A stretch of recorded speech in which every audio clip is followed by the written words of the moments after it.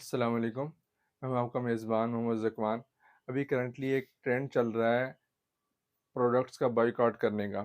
अभी रिसेंटली मैंने उसकी एक लिस्ट देखी, उसमें काफ़ी सारे प्रोडक्ट्स जो हैं मेंशन थी कि इन प्रोडक्ट्स का हमने बॉयकॉट करना है। उसके अलावा भी हंड्रेड्स ऑफ प्रोडक्ट्स ऐसी हैं जो उन लोगों की हैं और हमारे सिस्टम के अंदर चल रही हैं और हम उनको इस्तेमाल कर रहे हैं बिला झिझक। उन प्रोडक्ट्स में छोटी से छोटी चीज़ से लेके, मिसाल के तौर पर टॉफ़ी से लेके बिस्किट और कोल्ड ड्रिंक्स, फ़ास्ट फूड और इसके अलावा पता नहीं क्या-क्या परफ्यूम्स, कॉस्मेटिक्स की चीज़ें और बहुत सारी चीज़ें ऐसी हैं जो हमारे सिस्टम के अंदर चल रही हैं और हमें उनका पता भी नहीं है। तो ठीक है, इसका बॉयकॉट करना भी चाहिए और कर भी रहे हैं अल्हम्दुलिल्लाह हमारे मुसलमान भाई-बहनें। तो लेकिन इसके साथ-साथ एक और बात सोचने की ये है कि हम इन प्रोडक्ट्स का बॉयकॉट कर रहे हैं, तो उसका अल्टरनेट हमारे पास क्या है? अल्टरनेट भी हैं अल्हम्दुलिल्लाह। कुछ बहुत सारी चीज़ें हमारे यहाँ लोकल मिल जाती हैं, लोकल ब्रांड्स हैं। लेकिन ये भी काफ़ी नहीं है। हमें ऐसी चीज़ें बनानी हैं जो हम एक्सपोर्ट कर सकें। एक्सपोर्ट भी हमारी हो रही हैं, बहुत कम है, बहुत कम है। क्यों? उसकी वजूहात 2-3 हैं। हमारे यहाँ लोगों के पास पैसे की कमी नहीं है, लोगों के पास पैसा बहुत है। जिसके पास 4 पैसे हाथ आ जाते हैं, तो वो जो है अपनी ज़मीनें खरीद के बैठ जाता है, उसके ऊपर प्रॉपर्टी बना लेता है या कोई जो है ज़मीन दुकानें वगैरह बना के किराए पे दे देते हैं। दे गाँव वालों के पास अगर पैसे आ जाएँ, वो गाँव में सारा कुछ बेच-बूच के शहर में आके बैठ जाते हैं।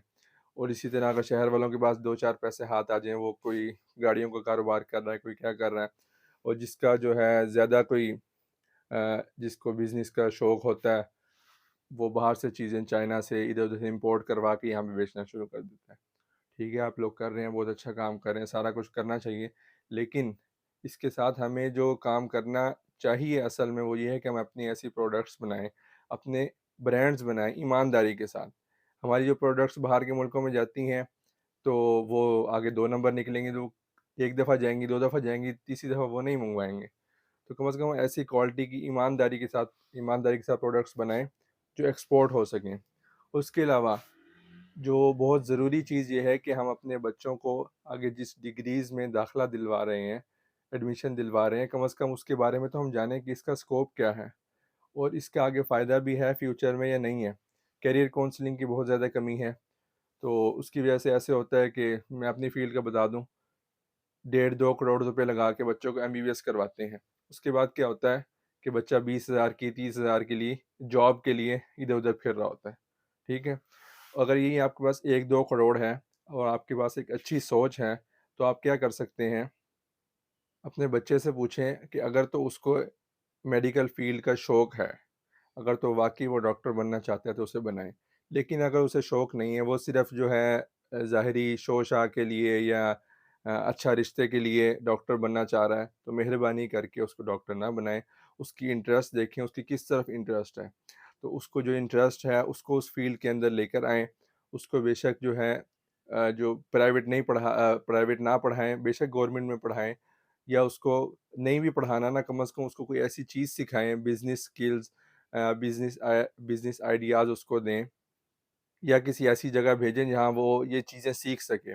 उसके बाद कुछ पैसे लगा के उसको एक सेटअप बना के दें। उस सेटअप में वो क्या करे, मिसाल के तौर पर कोई इंडस्ट्री की बात कर रहा हूँ मैं, छोटी से छोटी कोई चीज़ बनानी सीखे वो, उसको शुरू करे, कुछ अरसा उसके ऊपर टाइम लगा के उसको एक्सपीरियंस करे। अगर वो चल जाए तो ठीक, नहीं तो कोई और चीज़ ट्राई करें।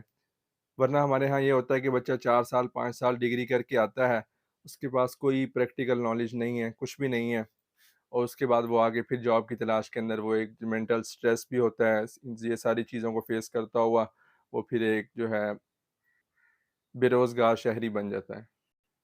तो मेरी आप सबसे ये रिक्वेस्ट है कि इस मामले में ज़रा सीरियस होकर सोचें कि हमने खुद ही कुछ करना है अपने लिए, अपने मुल्क के लिए।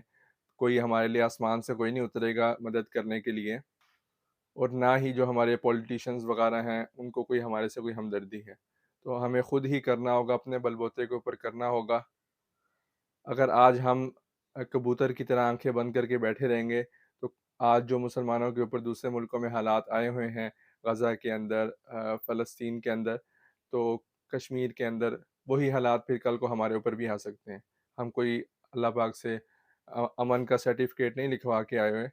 तो इसके लिए हमें सोचना पड़ेगा। मैं कोई माहिर मुआशियात नहीं हूँ, जो आपको इकॉनमी की सारी चीज़ें बताऊँ, लेकिन जो चीज़ें मैंने महसूस की हैं, मुझे नज़र आई हैं, वो आपके सामने रख दी हैं। मैं भी इंशाल्लाह अपने तौर पे भरपूर कोशिश करूँगा कि इस सिस्टम को हम बेहतर से बेहतर बनाएँ और अपनी ज़ात के एतबार से ईमानदार होके काम करें। जो भी हम प्रोडक्ट्स बना रहे हैं, जो भी हम काम करें, उसको ईमानदारी के साथ करें, ताकि हमारी बनाई हुई प्रोडक्ट्स कल को जब दुनिया के अंदर जाएँ, तो कोई गलत इमेज ना जाए मुसलमानों का, और वो प्रोडक्ट्स हमारी आगे चलती भी रहें और एक ब्रांड के तौर पर हम चलें। ज़ाहिर-सी बात है, इसमें मेहनत लगेगी, वक़्त लगेगा, लेकिन इंशाल्लाह नतीजा इसका बहुत अच्छा होगा। खुश रहें, खुश रखें, अल्लाह पाक हमारा हामी और नासिर हो। शुक्रिया।